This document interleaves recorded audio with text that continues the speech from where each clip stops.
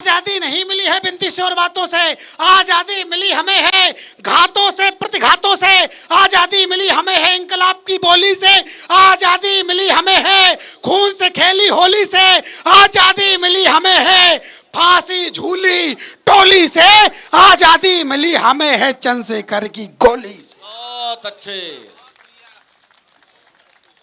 आजादी मिली हमें है बहुत बढ़िया चंद्रशेखर की गोली से। और अभी हम लोगों ने बहुत बड़ी लड़ाई जीती, और हम लोग जब रघुराज भैया बड़े बड़े पदों पर पहुंच जाते हैं तो अपने उन लोगों को भूल जाते हैं जो अपने साथ में चले हैं। कभी चार पंक्तियां पढ़ता हूं कि हमें क्या करना चाहिए, क्या भूलना चाहिए, क्या नहीं भूलना चाहिए। बहुत अच्छे। कि प्रेम के प्रतीक वाली बांसुरी को त्यागा किंतु केशव ने चक्रवाला मान नहीं त्यागा था। बहुत अच्छे। प्रेम के प्रतीक वाली बांसुरी को त्यागा किंतु केशव ने चक्रवाला मान नहीं त्यागा था। राजपाट अंग वस्त्र पादुका भी त्यागी किंतु राम जी ने धनुष और बाण नहीं त्यागा था।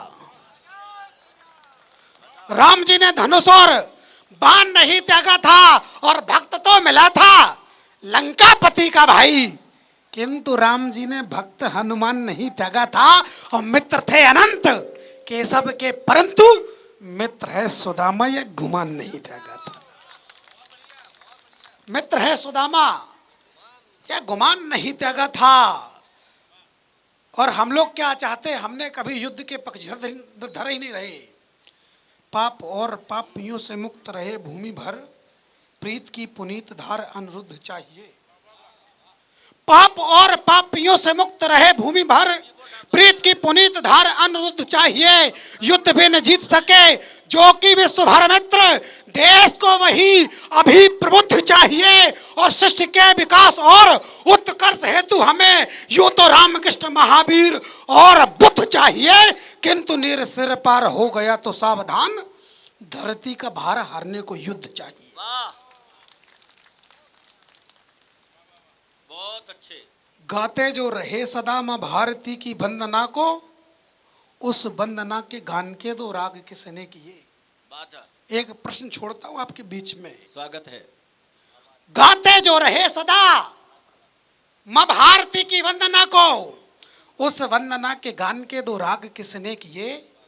मिटे कितने हैं सारथी मां भारती की आरती में, देश हित बाले बोलो त्याग किसने किए। और हिंद को मिटाने और सनातन दबाने हेतु शीश काटे और खूनी भाग किसने किए। और भाईचारे वाले हैं वो लोग तो बताएं, बुद्धिजीवी मां भारती के साथ साथ भाग किसने किए। वाह वाह। मां भारती के साथ साथ भाग किसने किए। और हमने बहुत बड़ी लड़ाई अभी जीती कि मर्यादित है राम तो मर्यादा से अपना भवन भव्य भी बनवा लिया। मर्यादित है राम तो मर्यादा से अपना भवन भव्य भी बनवा लिया। और त्रिलोकी के स्वामी की खुली जो समाधि तो ज्ञान मापी में अपना पूजन करवा लिया। क्या बात है। अब की बारी है बंसी के बजैया की, रास के रचैया की, कुरुक्षेत्र में गीता भी सुनाई जाएगी। बहुत अच्छे। अब की बारी है बंसी के बजैया की, रास के रचैया की, कुरुक्षेत्र में गीता भी सुनाई जाएगी। कान्हा जो कूदेंगे काली देह में तो कालिया की कालिमा कालिंदी से हटाई जाएगी। और छलिया करेंगे छल तो फिर ऐसे करेंगे कि छाया से सूर्य की किरण भी छिपाई जाएगी। और चक्र को धारण जो करेंगे चक्रधारी तो मंदिर भी बनेगा, मथुरा भी सजाई जाएगी। बहुत अच्छे। ये आया आशीर्वाद रजनीश भैया का। स्वागतम, जिंदाबाद। अंतिम कविता पढ़ करके अपनी वाणी को विराम देता हूँ। माइक आवाज बहुत खींच रहा है, कोई बात नहीं, लेकिन अपन चल लेंगे काम, पेमेंट तो मिल रही है। दरअसल माइक वाला दूसरे दल से रिश्ता रखता है, इसलिए तुम्हारा रायता फैला रहा है। ये मेरी बीबी का मायके वाला भी लग रहा है, मायके वाले डिस्टर्ब करते हैं उसके। हाँ वो सही बता रहे कि मेरे दोस्त और थे, उनके पत्नी खत्म हो गई अभी, तो पत्नी खत्म हो गई तो बहुत देर से रो रहा था, 7-8 घंटे रोया वो। तो मैंने उससे पूछ लिया चल के, हमने कभी तेरे पिताजी खत्म हुए थे 1 साल पहले, तो केवल 2 घंटे रोया था, पत्नी खत्म हो गई तो इतनी देर क्यों रो रहा है? तो उसने कहा ऐसी कोई बात नहीं है पांडे जी, जब पिताजी खत्म हुए थे तो हरिदत्ता जैसे कई लोग पहुंचे थे, पापा जब खत्म हुए तो कई लोग पहुंचे थे, उन्होंने कहा था बेटा तुम चिंता मत करो, आज से तुम्हारे पिताजी, लेकिन पत्नी खत्म हो गई। खाऊ ना खाई के लड़ा वो समझ लिए। तो ये सब आनंद है। एक कविता पढ़ करके अपनी बाड़ी को विराम दूंगा।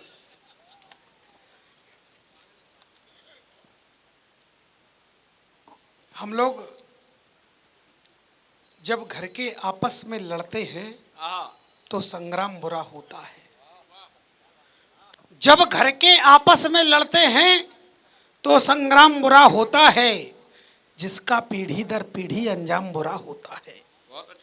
आपस के द्वंद्व घाव को गहरा नासूर किया करते हैं, युद्ध सदा अत से अनंत तक दर्द दिया करते हैं।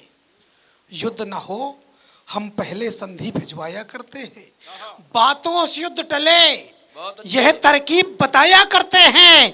किंतु दशानन जब अंगद के प्रस्ताव को नहीं स्वीकारे और शांत दूत की विनती को रणभूमि में ललकारे, तो फिर राघव को सारंग धारना पड़ता है, लंका में घुसकर रावण वंश मारना पड़ता है। बहुत अच्छे। लंका में घुसकर रावण वंश मारना पड़ता है।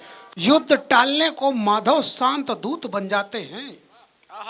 युद्ध टालने को माधव शांत दूत बन जाते हैं। भीष्म द्रोण के सम्मुख दुर्योधन को समझाते हैं।